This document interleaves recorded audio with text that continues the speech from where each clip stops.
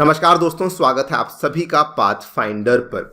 आज से कुछ दिन पहले आप सभी को मालूम होगा कि भारत के तट से कुछ दूरी पर ही एक शिप के ऊपर अटैक किया गया था। नाउ इंडिया ने उस पर्टिकुलर अटैक को बहुत ही ज़्यादा सीरियसली लिया है और हमारे रक्षा मंत्री ने आज दिन में ही एक चेतावनी इशू करी है, जो कि आपके सामने मैं पढ़ दे रहा हूं।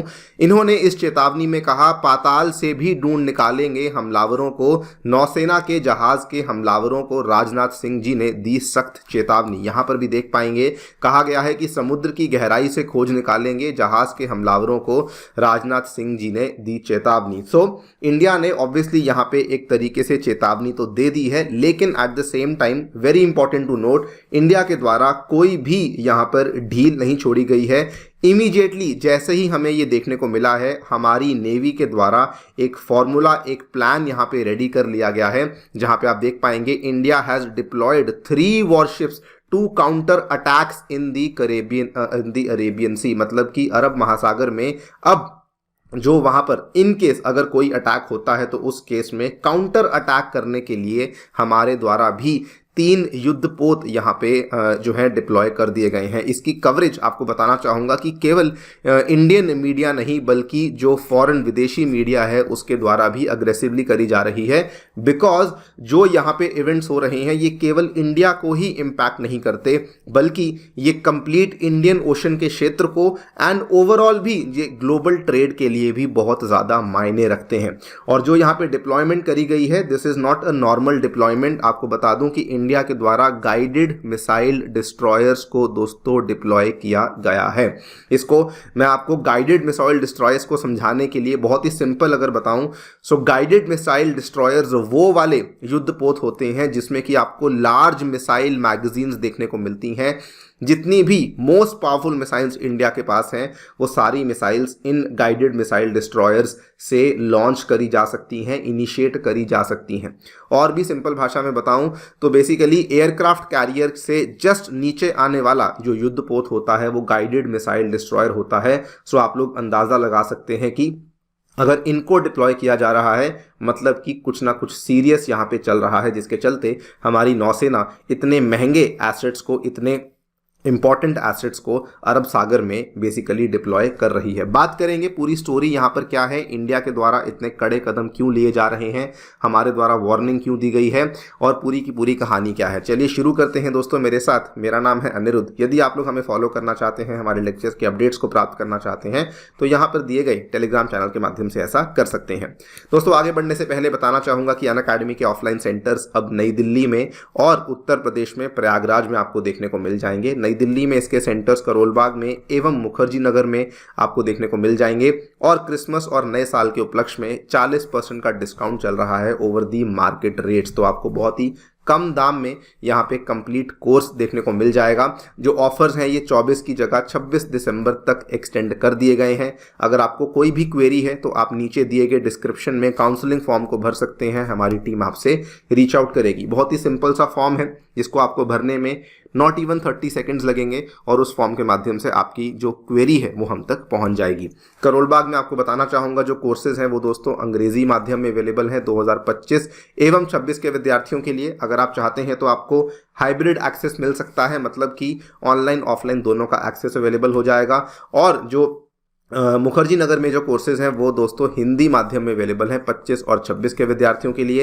एंड प्रयागराज उत्तर प्रदेश में यूपी पीसीएस का सेपरेट कोर्स एंड साथ में यूपीएससी प्रीलिम्स 2024 का क्रैश कोर्स भी अवेलेबल करवाया गया है। जो बैचेज हैं ये 4 जनवरी से शुरू होने वाले हैं प्रयागराज में, और मुखर्जी नगर और करोल बाग में 30 दिसंबर से शुरू होने वाले हैं। तो समय व्यर्थ मत कीजिए, जल्दी जाइए, अपनी क्वेरी को आप नीचे दिए गए फॉर्म में भर सकते हैं और अपना जो तैयारी है उसको शुरू कर सकते हैं। All right, so very briefly आपको बता दूं कि ये वाली जो वेसल थी ये बेसिकली क्रूड ऑयल कैरी कर रही थी to the new Mangalore port. ये सऊदी अरेबिया से चली थी और ये पोरबंदर से लगभग 217 नॉटिकल माइल्स दूर थी जब इसके ऊपर अटैक कैरी आउट किया गया था। शिप के कुछ पार्ट्स में यहाँ पे हमें कुछ डैमेज देखने को मिला था, लेकिन थैंकफुली कोई भी कैजुअलिटीज यहाँ पे देखने को नहीं मिली थी। उसके बाद क्या होता है कि immediately without any wastage of time आप देख पाएंगे 24 दिसंबर को ही navy begins investigation into attack on the merchant vessel of India's west coast, और इमीडिएटली हमारे द्वारा यहाँ पे एक प्रॉपर इन्वेस्टिगेशन को लॉन्च कर दिया गया था। बल्कि ये वाली जो इन्वेस्टिगेशन थी, इसके साथ साथ में क्या किया गया था कि उसको मुंबई भेजा गया था, और मुंबई जब उसको भेजा गया था तो साथ में इंडिया के कोस्ट गार्ड की शिप ICGS विक्रम ने उसको एस्कॉर्ट किया था, जो कि आसपास उसकी पेट्रोलिंग कर रही थी, कोई भी अटैक जो है वो ऐसा दोबारा ना हो सके। मीनवाइल जब ये सब चल रहा था, बिकॉज अब ये समझ आने लग चुका था कि अरेबियन सी जो है वो उतनी सेफ नहीं रही है, सी लेन्स ऑफ कम्युनिकेशन में खतरा है, हमारी नेवी के द्वारा डिप्लॉयमेंट को स्टार्ट कर दिया गया था। In view of recent attacks on commercial vessels, the Indian navy on Monday deployed 3 warships to maintain a deterrent presence. Deterrent presence का मतलब बेसिकली ये होता है, दो चीजें होती हैं। पहले कि सामने वाला 2 बार सोचेगा अटैक करने से पहले, क्योंकि उसको दिख रहा है कि यहां पर बड़े बड़े युद्धपोत डिप्लॉय किए गए हैं। दूसरा, इन केस अगर सामने वाला अटैक करता भी है तो हमारे पास कम से कम वहां पर युद्धपोत अवेलेबल हैं, जो कि सामने से आने वाले अटैक को काउंटर अटैक हम लोग कर पाएंगे। जो 7 पॉइंट फॉर्मूला जिसकी हम बात कर रहे हैं वो बेसिकली क्या है, इसको आप ध्यान से देखिएगा। नंबर 1 पे आता है INS कोलकाता। INS कोलकाता को जो लाल सागर, रेड सी का माउथ है, वहां पे डिप्लॉय किया गया है। इसको ध्यान से देखेंगे, ये दोस्तों लाल सागर का एरिया है, ये अरब सागर का एरिया है। सो जो आपका INS कोलकाता है उसको यहाँ पे रेड सी के माउथ पे डिप्लॉय किया गया है। INS कोची की बात करें, नॉर्दर्न अरेबियन सी में डिप्लॉय किया गया है, मतलब कि उसको यहां पर आपका नॉर्दर्न पार्ट ऑफ अरेबियन सी में डिप्लॉय किया गया है। INS विशाखापट्टनम और INS चेन्नई की बात करें तो इसको हाई सीज में डिप्लॉय किया गया है, ताकि सी लेन्स ऑफ कम्युनिकेशन व्यापार के लिए ओपन रह सकें। हाई सीज क्या होती हैं, आपने पढ़ रखा होगा अपनी ज्योग्राफी में कि जो एक्सक्लूसिव इकोनॉमिक जोन के बाद का एरिया होता है उसको हम लोग हाई सीज बोलते हैं।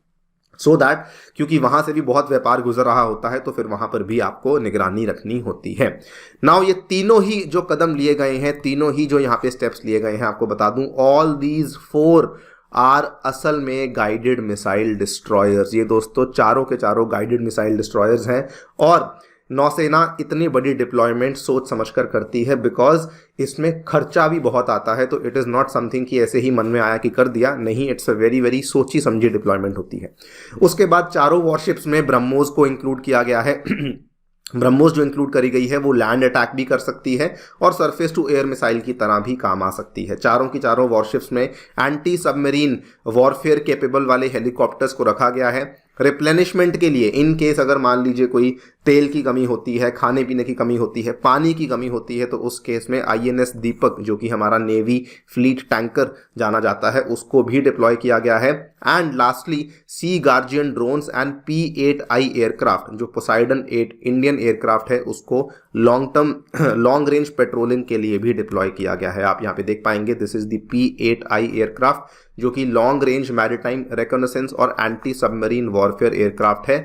इसको भी नेवी के द्वारा डिप्लॉय किया गया है। ये भी again this is not a very simple step. ये बाय द वे वही वाला एयरक्राफ्ट है जो कि इंडियन नेवी ने USA से प्रोक्योर किया था, और we became the first navy in the world जिसके पास पोसाइडन 8 एयरक्राफ्ट देखने को मिलता था। तो ये भी एक बहुत बड़ा कदम है, along with the deployment of the guided missile destroyers, जो कि यहाँ पे इंडियन ओशन वाले रीजन को सेफ करने के लिए भारत नौसेना के द्वारा लिया गया है।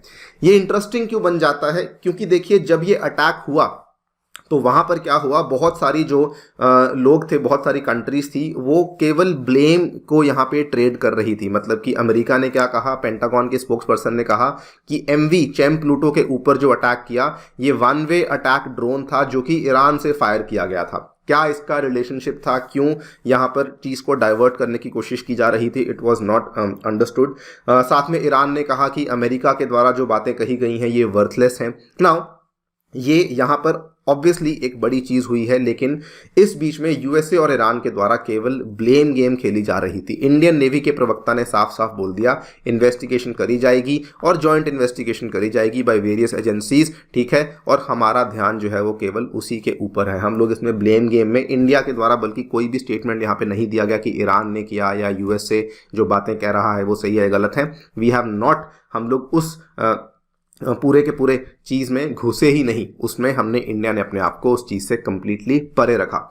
एंड आई थिंक जो ये कदम लिया जा रहा है, this is a very very sensible step by India, because हम लोग काफ़ी लंबे अरसे से कोशिश कर रहे हैं कि इंडियन ओशन रीजन में, हिंद महासागर के क्षेत्र में, एक नेट सिक्योरिटी प्रोवाइडर की तरह बनकर उभरें।